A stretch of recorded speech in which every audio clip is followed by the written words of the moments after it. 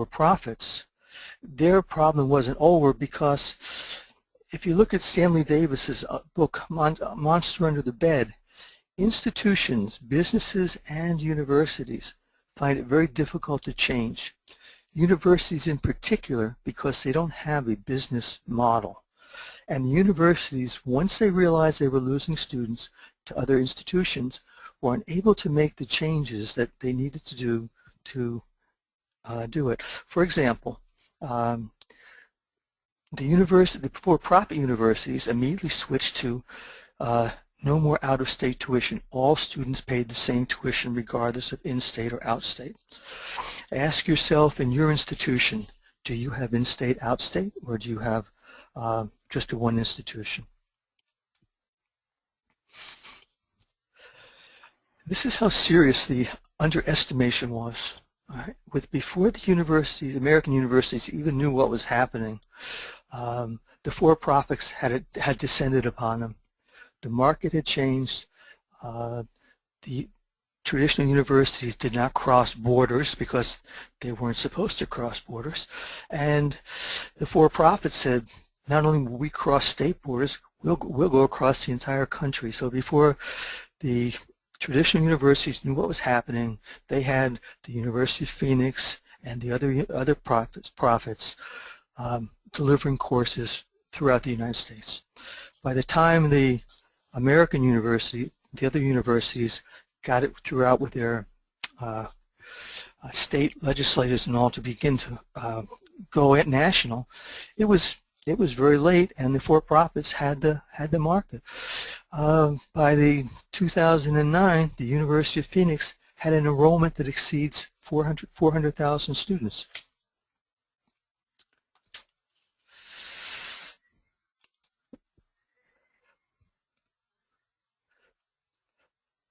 Let me tell you a brief story about the convenience aspect and the changing market. About 8 years ago, I had a student in one of my online courses. He was a fighter pilot stationed in Europe, and he contacted me and said, I'm going to be traveling. Do you think I'll have any problem with the course? And I said, do you have internet in each one of your areas? He said, sure. So the first week of the course, he was in Britain. The second week, he was in France. The third week he was in Italy. The fourth week he was in Spain. It made no difference whatsoever. He finished the course with good shape. Had he been in a traditional American university, he would have had to withdraw because he couldn't have taken the classes. This year I had the next level. I had an Afghani soldier, and this soldier would go out every week on missions, and so she would be out in the field, but every night they would have access to the internet, but only for about 5 minutes. So she contacted me at the beginning and said, do you think I'll be able to take this course and be able to be successful in it? And we talked, and I said, and we found ways that she could download the information, work on her computer, and then when it came time, upload everything in a short period of time. She did the course just fine. So these are the kinds of things that the online learning does for you. But these other things up above that the for-profits did that made the students decide they would go there. They eliminated out-of-state tuition, as I said before. They made it convenience. They made it very convenient. I just came back from Micronesia, and the for-profits are descending on the Pacific from all directions, and they're getting the markets because they can deliver the courses more conveniently for students than anybody doing face-to-face courses. The for-profits, we talked about the kingdoms of traditional universities. They have their fixed universities, and by God, nothing's going to change them. Fixed semester lengths, excuse me. And the for-profit said, wait a minute, we want to make money. That's what a business does. So we'll shorten our semester lengths from 14 weeks to 5 weeks, and we'll offer the courses every semester. And the students said, I'll buy it. hey, we'll give some award life credits, life experience credits. The student said, that's nice too. We'll provide individual tutors, counselors to help you out. And the students said, we're sold. The students were so sold that they were willing to pay extra money to go to for-profits. So if you look at the tuition for a for-profit, it is much greater than a traditional university. Being a business, the for-profits, particularly like the University of Phoenix, reinvests 50% of all income back into marketing.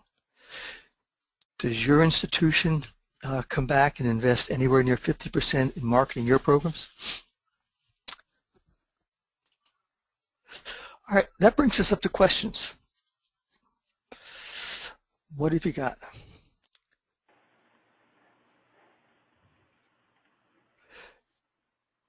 You could ask if are you identifying new markets? Are you developing new products? Are you learning from your past mistakes? Whatever you want. Give you a minute before we go further.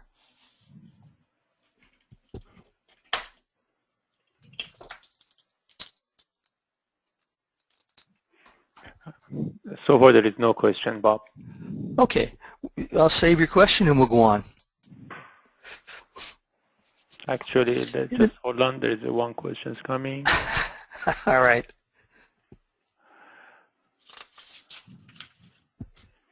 How's the student background? Are they ready for an online course? That's one question. I have another one as well. Okay. What language do these universities use? Are the students ready? When I got to the Pacific, I started teaching online courses 5 years ago, and at that time the technology was such that it was extremely difficult. There were huge delays. The learning management systems were clunky. The students spoke English as their second, third, or in Vanuatu even their fourth language. They had terrible computer skills, and the major question was were they able to succeed. 5 years later, or 3 years later, I go to the College of Micronesia to teach online. The technology is so bad we barely couldn't do the course, and that was with the instructors. The students had no computer skills, there was no internet access, and obviously online learning wouldn't work for them. I've been back in the Micronesia now for the last 6 months, and when you go to the library at 8 o'clock in the morning, the students are waiting outside to get in because that's when they can get to the internet access and check their Facebook accounts. Most of the students had their own iPads, and they are absolutely ready for online learning. They have better skills than any of the teachers at the college. When I got back here this last week, I was working with a student, and she had to show me how to use FaceTime. So the students are ready, but they do need pre-course training to make sure you bring them up to speed. And one of the things that I prefer with the hybrid learning is that you're monitoring the student's progress all the way through, so the student doesn't fall behind. There's a well-respected study released recently by Columbia University under a Gates Foundation, and they found that online learning is significantly less effective than face-to-face. But hybrid learning, which is a combination of online and face-to-face, is as successful as face-to-face. I hope that answers your question. There is no more question at this time. Okay.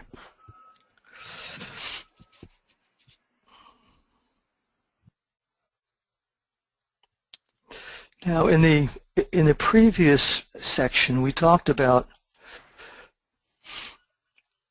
e-learning is growing slowly in the U.S., but this time it's going to be an online leap is what I'm saying. And why do I say that? One, because the technology is already available. It's not an issue at all in your developed countries, and it's rapidly improving throughout your developing countries. You see it developing in India, even Asia, not India, Africa. The technology is growing so fast that people can deliver courses online. Another reason it's going to grow even faster is because the problem in the 1990s was that faculty, all you faculty that are online, remember this, institutions, businesses, and the federal government did not accept online learning. It was very suspicious to them. That's all changed. It's not a question of why should we do it, it's a question of how do we do it. And now, what else has changed dramatically for American universities? And I think probably it's a global issue, and that deals with the economic situation. There's reduced funding, and there's reduced donor support. This requires that universities generate more income from tuition to offset their reduced funding. And that's why universities are looking for new markets. The Pacific has 1% of the world population, which in the past, well, technology was a problem too, would not even have been a market to consider. It wasn't big enough. Now, San Diego State University, University of Guam, University of Colorado, University of Texas, University of Hawaii, several Australian and New Zealand universities, University of the Pacific, are all vying for the same market because they all need to generate the income. Their campuses, their on-ground campuses are just too expensive to maintain. Let's just get a quick hand raise. Has your university expanded its online reach to the national level?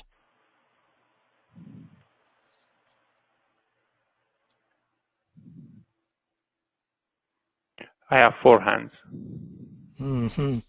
That's a phenomenal difference.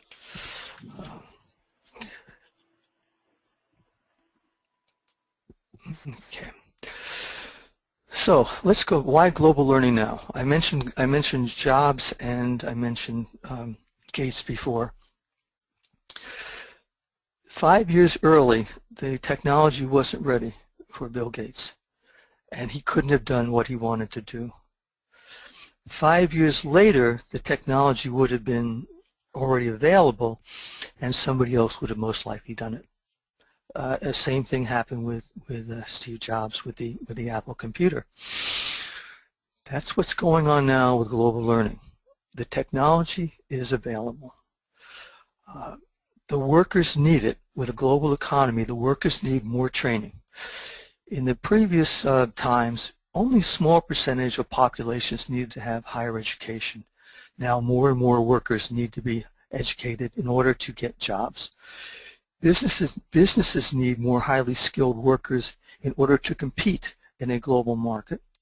Universities need to be able to deliver that, and they also need the income, and nations need to compete within the global economy. If you think about it as information being the currency of today, this is what nations need to compete with.